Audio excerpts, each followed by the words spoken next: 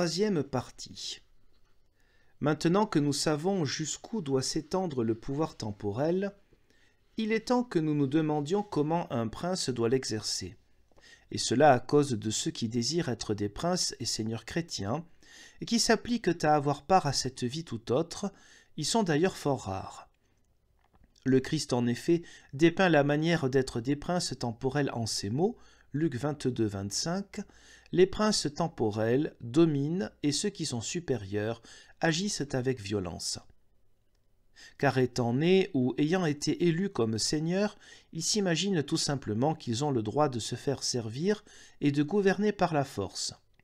Or, celui qui veut être un prince chrétien doit véritablement renoncer à l'idée de dominer et d'agir avec violence. Car maudite et damnée est toute vie qui ne recherche que son propre avantage et son intérêt. Maudites sont toutes les œuvres qui ne sont pas inspirées par l'amour.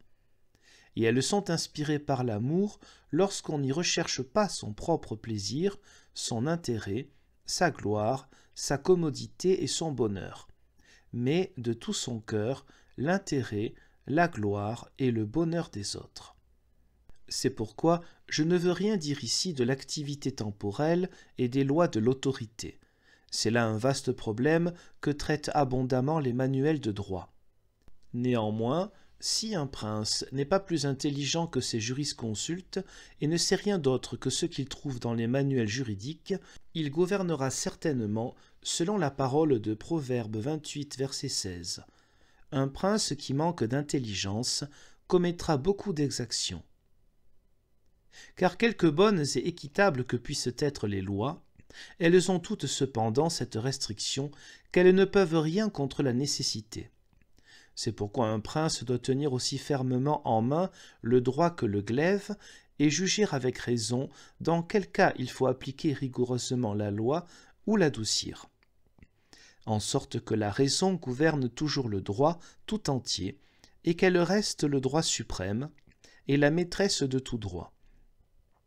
Tout comme un père de famille, bien qu'il fixe le temps et la mesure de travail et de nourriture pour ses domestiques et ses enfants, doit néanmoins garder en son pouvoir le moyen de changer ou de relâcher ses dispositions pour le cas où ses domestiques seraient ou malades, ou prisonniers, ou retardés, ou trompés, ou empêchés de toute autre manière, et ne pas se comporter avec les malades avec la même rigueur qu'avec les bien portants. Je le dis pour qu'on ne se figure pas qu'il suffit et que c'est une bonne chose de s'en rapporter au droit écrit et aux avis des jurisconsultes. Il faut davantage. Comment donc doit agir un prince s'il n'est pas assez intelligent et s'il doit se laisser diriger par des jurisconsultes et des manuels de droit? Je réponds, c'est là précisément la raison pour laquelle j'ai dit que la condition de prince est dangereuse.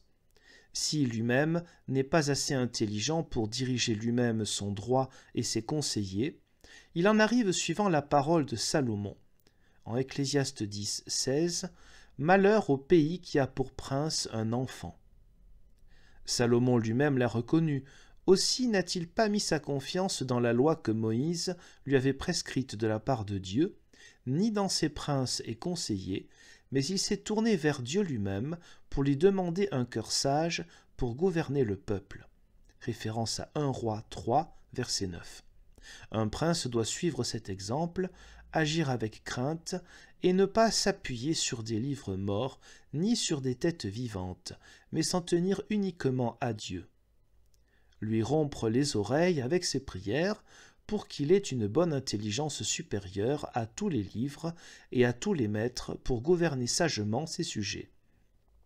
Je ne saurais donc prescrire aucune loi à un prince, mais je veux seulement instruire son cœur et lui apprendre quels doivent être ses sentiments et ses dispositions au sujet de toutes sortes de droits, de conseils, de jugements et d'affaires. S'il s'y conforme, Dieu lui donnera sûrement la possibilité de régler sagement et divinement toutes les lois, décisions et affaires.